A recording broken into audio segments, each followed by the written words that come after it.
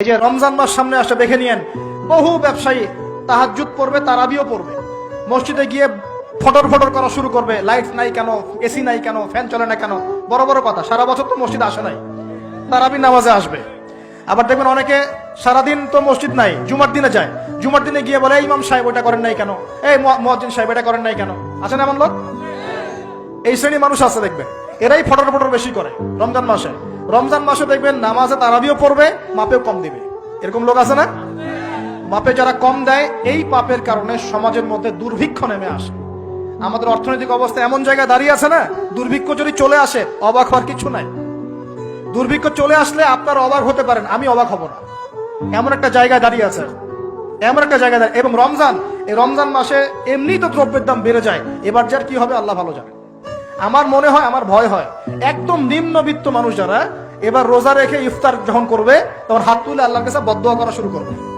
এটা আমার ভয় হয়। এবার অপেক্ষা করেন, দেখতে থাকেন সামনে কি হয়। প্রতিটা পণ্যের দাম অলরেডি বাড়া শুরু হয়ে গেছে।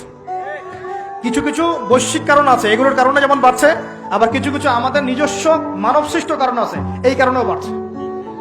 মানব সৃষ্ট কারণগুলো বুঝতে হলে আপনাকে বেসিক কিছু অর্থনীতি বুঝতে হবে। এটা পড়াশোনা করেন, দেখবেন আমি গত লেকচারে বলেছিলাম। আল্লাহ রাব্বুল আলামিন আমাদের সবাইকে হালাল খাওয়ার তৌফিক দান করুন।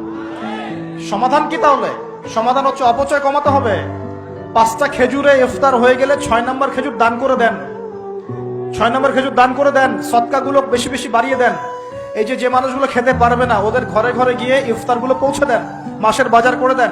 যাদের সামর্থ্য আছে, জাকাত ফরজ হয়েছে, জাকাতগুলো দিয়ে দেন। আল্লাহ পাক তৌফিক দান করুন। দুর্নীতি বন্ধ করেন, কালো টাকা বন্ধ করেন। কত টাকা পাচার হয়ে গেল বিদেশে, সেগুলো কে ফিরিয়ে নিয়ে আসবে? এ দায়িত্ব কার? মনে রাখবেন, একটা পাপের হিসাব না দিয়ে কাল কিয়ামতের মাঠে কোনো দায়িত্বশীল পার পাবে না ইনশাআল্লাহ। কোনো দায়িত্বশীল না। না, এই যে আমি লেকচার দিচ্ছি না, আল্লাহ পাক আমাকেও দাঁড় করাবেন। দাঁড় করায় বলবেন, তোমাকে আমি দিনের যে জ্ঞান দিয়েছিলাম সেই জ্ঞানের হক তুমি আদায় করেছো কিনা হিসাব দেওয়া। এই যে বড় বড় মুফাসসিরে কোরআন, মুফতি, মুহাদ্দিস বসাচ্ছেন, পাংখা দিয়ে বাতাস করছেন, হ্যাঁ, চা খাওয়াচ্ছেন, কফি খাওয়াচ্ছেন। এক একজনকে আল্লাহ পাক দাঁড় করাবেন, বলবেন কোরআন সুন্নাহর যে আমানত দিয়েছিলাম সে আমানতের সাথে কতটুকু তুমি হক আদায় করেছো, হিসাব না দিয়ে পার পাবে না তুমি।